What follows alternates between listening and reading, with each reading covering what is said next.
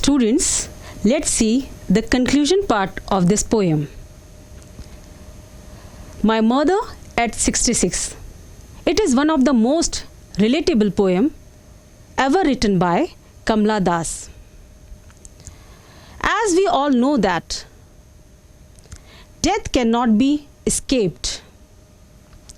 We all know it theoretically, but we always choose it to ignore this thought in our daily life because try to live our life peacefully. ये जो मृत्यु का जो भय है, जो डर है, वो लगातार हमारे जीवन में आता रहता है और ये मृत्यु का भय, ये जो मृत्यु है, मनुष्य की मृत्यु, ये तय है. इसे हम बच नहीं सकते, इसे हम एस्केप नहीं हो सकते. यही कमला दास ने अपनी पोयम में बताया है.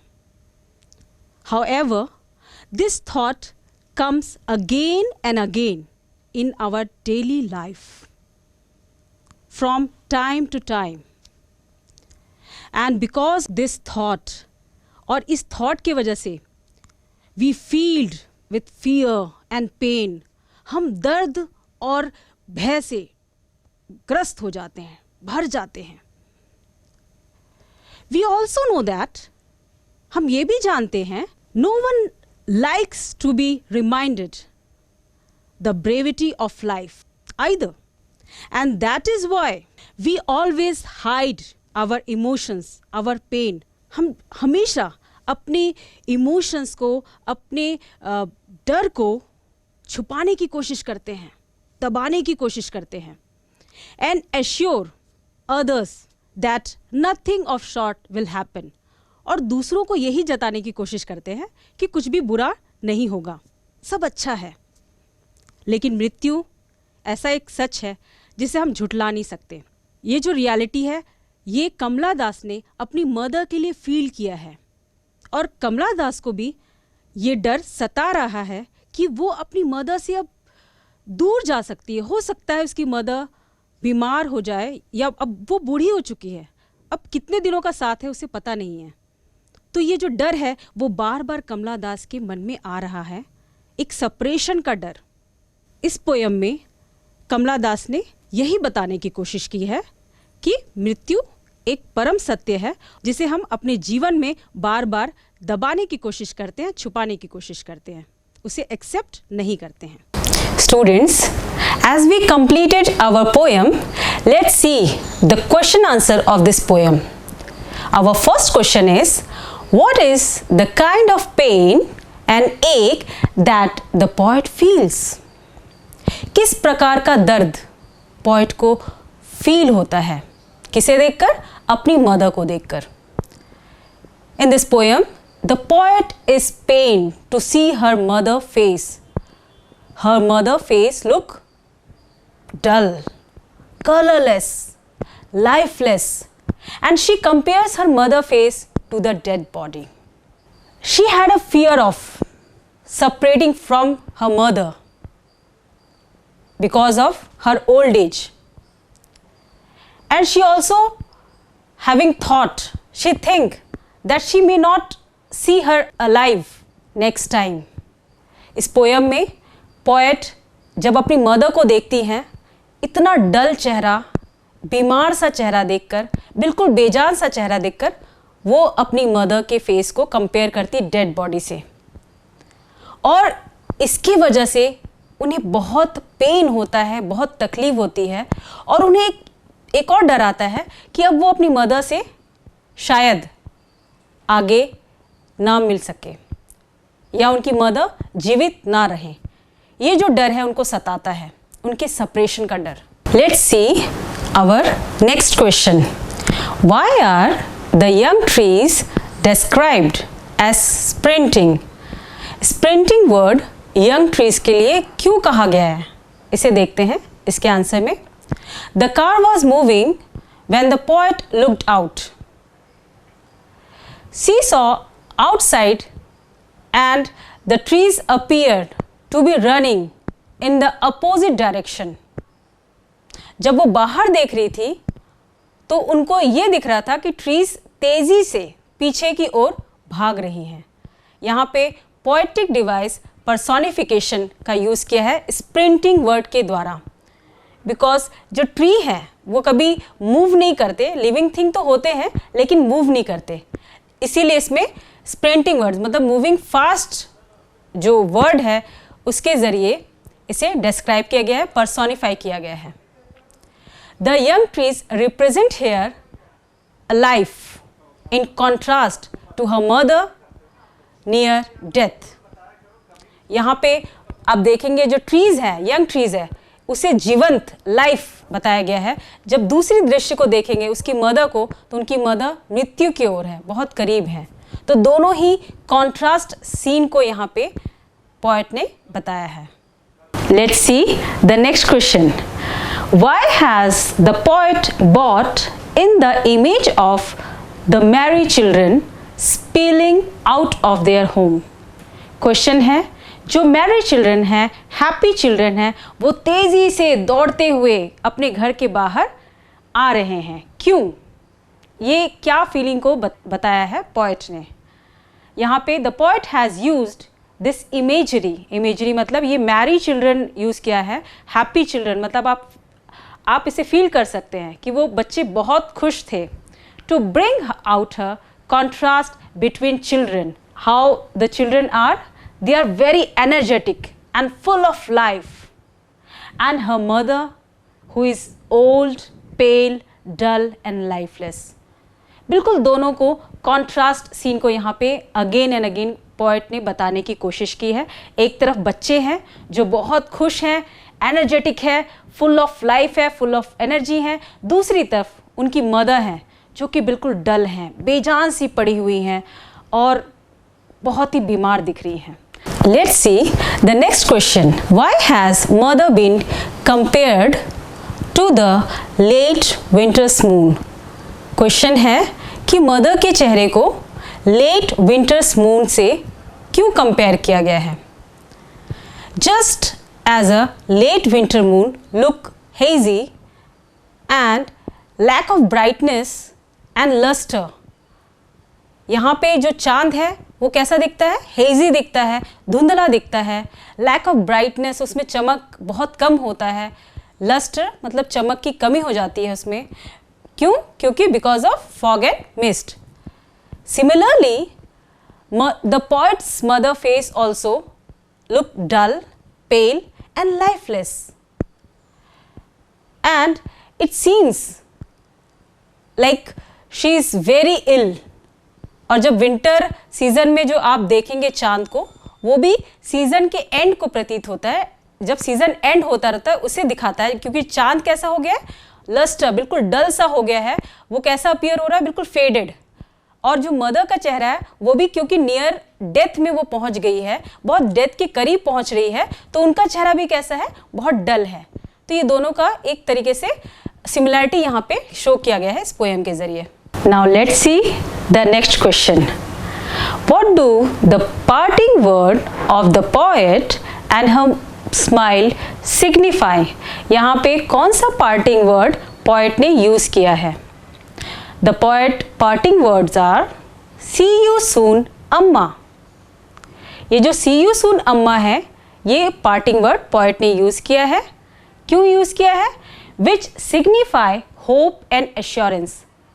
वो एक उम्मीद दिलाना चाहती है अपने आप को भी, to herself and to her mother also. अपनी माँ और अपने आप को, दोनों को ही एक उम्मीद जताना चाहती है कि हम दोबारा ही मिलेंगे, that they will meet soon. At the end the poet gives smile to her mother and she use this word smile, smile and smile. ये रिपीटेशन उन्होंने किया है अपनी पॉजिटिव एटीट्यूड को बताने के लिए। And she bids her farewell in pleasant manner. वो चाहती है कि उनका जो फेयरवेल हो वो खुशनुमा हो, एक होपफुल अच्छी फीलिंग के साथ भरा हो, पॉजिटिविटी के साथ भरा हो। इसीलिए she gives smile to her mother at the end. आइए अब हम इस पोएम के कुछ ऑब्जेक्टिव टाइप क्वेश्चंस को देख लेते हैं। ये हमारे कुछ स्टैंजास हमने लिए हैं, जैसा आपका एग्ज़ाम में पूछा जाता है। हमारा पहला क्वेश्चन है, who is the poet of this poem. इस पोएम के पोएट कौन है? तो आपने पढ़ा है, देखते हैं ऑप्शन क्या क्या क्या दिया हुआ है। John Keats, John Milton, William Wordsworth, Kamala Das. तो चारों ऑप्शन में से जैसा कि आपने पोयम में पढ़ चुका है, कमला दास हमारा राइट ऑप्शन है। हमारा नेक्स्ट क्वेश्चन है, the mother of the poetess was, जो पोएट की मदर है वो क्या कर रही थी? Smiling, laughing, crying, dosing of. यहाँ पे जो चार ऑप्शन दिए हैं उसमें हम देखेंगे डोजिंग ऑफ मतलब वो झपकियाँ ले रही थी, वो छोटी नींद ले रही थी, जैसे हम डोजिंग ऑफ कहते हैं। तो हमारा राइट आंसर है डोजिंग ऑफ। हमारा नेक्स्ट क्वेश्चन है, हम तीसरा क्वेश्चन देख लेते हैं। The poetess says her mother looked pale like a, poetess कहती हैं उनकी मदर का चेहरा पेल पड़ गया है, पीला पड़ गया है, और वो किसकी तरह दिख रहा है? कॉप्स की तरह, एक डेड बॉडी की तरह। हमारा अगला क्वेश्चन है, she was going to, poet कहाँ जा रही थी? गोवा, मुंबई, कोचीन, कोलकाता। पोयम में हमने पढ़ा जो पोएट हैं वो कोचीन एयरपोर्ट की ओर जा रही थी। अब हम दूसरे स्टेंजा को देख लेते हैं और इसके रिलेटेड कुछ क्वेश्चंस देख लेते हैं। First question is, Kamala Das realised that her mother was very, उनकी मदर कैसी थी, कैसी हो चुकी थी? यंग, एनर्जेटिक, ओल्ड या इल?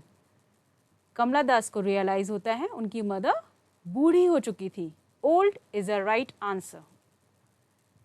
Next question is, she soon put that thought out of her mind and, poet का यहाँ पे कहना है कि वो अपनी मदर के फेस को देखकर, लाइफलेस चेहरे को देखकर काफ़ी डिप्रेस हो चुकी थी।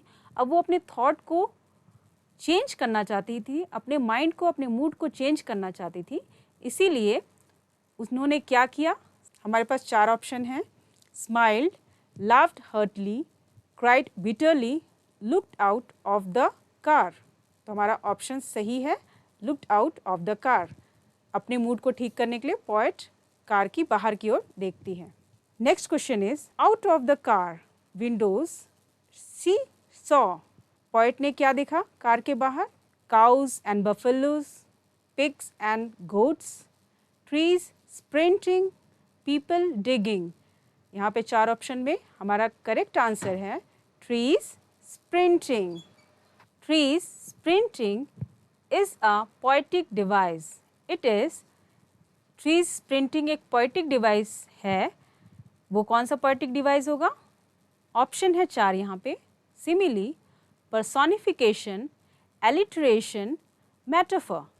यहाँ पे हमारा आंसर है पर्सोनिफिकेशन, क्योंकि ट्री क्योंकि मूविंग ऑब्जेक्ट नहीं है, वो एक पर्सोनिफाई किया गया है कि ट्रीज पीछे की ओर जा रहे हैं। नेक्स्ट स्टेंजा की ओर चलते हैं। ये हमारा नेक्स्ट स्टेंजा है और इससे रिलेटेड कुछ क्वेश्चंस को देख लेते हैं। The narrator looked at her mother again after, we have four option, the security check, the green signal, after they left the car parking, after the luggage check-in। तो हमारा करेक्ट आंसर है कि narrator ने अपनी mother को दोबारा कब देखा? द सिक्योरिटी चेक, जितनी भी फॉर्मेलिटी थी सिक्योरिटी चेकिंग की, वो कंप्लीट होने के बाद जो नरेटर है उसका ध्यान अपनी मदर की ओर फिर से चला जाता है। The narrator again compared her mother to, जो नरेटर हैं वो कंपेयर करती है अपनी मदर को दोबारा से, किस चीज़ से कंपेयर करती हैं?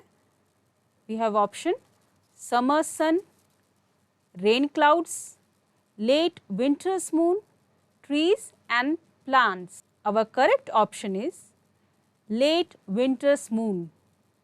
इस पोयम में हमने पढ़ा था कि पहले वो अपनी मदर का कंपैरिजन एक डेड बॉडी के साथ करती हैं, और जब वो दोबारा देखती हैं, ध्यान दोबारा अपनी मदर की ओर जाता है, तो फिर से वो अपनी मदर के चेहरे को लेट विंटर्स मून से कंपेयर करती हैं, क्योंकि उनका चेहरा भी बिल्कुल मुरझाया सा, डल सा दिख रहा है। When the narrators looked at her mother again, she felt a pangs of. जब नरेटर दोबारा अपनी मदर को देखती हैं तो वो कैसा फील करती हैं, क्या फील करती हैं, कौन सा कष्ट उन्हें होता है? ऑप्शन है हर फेमिलियर एक, गिल्ट, हर्ट एक, हेड एक। तो यहाँ पे करेक्ट ऑप्शन होगा हर फेमिलियर एक। जब वो अपनी मदर को देखती हैं तो उनको जाना पहचाना सा दर्द, वही पुराना चाइल्डहुड पेन दोबारा से आ जाता है। नेक्स्ट क्वेश्चन हमारा है, as a late winter's moon is a poetic device. It is, late winter's moon एक पोएटिक डिवाइस है। कौन सा है? एलिट्रेशन, पर्सोनिफिकेशन, मैटाफर या सिमिली? हमने पढ़ा है इसको, simile is a correct answer. हमारा नेक्स्ट स्टैंजा को देख लेते हैं। First question is, the childhood fear was the fear of. एक जो पोइट के मन में चाइल्डहुड फियर है वो कौन सा फियर है, कैसा फियर है? Separation from mother, exam, medical checkup या फिर डेंटल ट्रीटमेंट? तो उनके फियर है सेपरेशन फ्रॉम मदर, मदर से बिछड़ने का डर। She said to her mother, वो अपनी मदर को क्या कहती है आखिरी समय? Goodbye, good day, good morning go या सी यू सून अम्मा? आंसर यहाँ पे करेक्ट है, सी यू सून अम्मा। The poem is made up of, ये जो पोएम है ये कैसे बना है? 20 लाइन्स का है, अ सिंगल सेंटेंस में बना है, 10 स्टैंजाज में है या फिर 5 स्टैंजाज में है? तो इसका करेक्ट आंसर है, पोएम के पहले आपने पढ़ा कि एक सिंगल सेंटेंस की पोएम है जिसे पंचुएशन मार्क के द्वारा डिवाइड किया गया है। नेक्स्ट क्वेश्चन है, the theme of the poem is, इस पोएम का थीम क्या है? Separation from friends, separation from relatives, fear of separation from the mother, love and hatred. तो इस पोएम का थीम है fear of separation from the mother.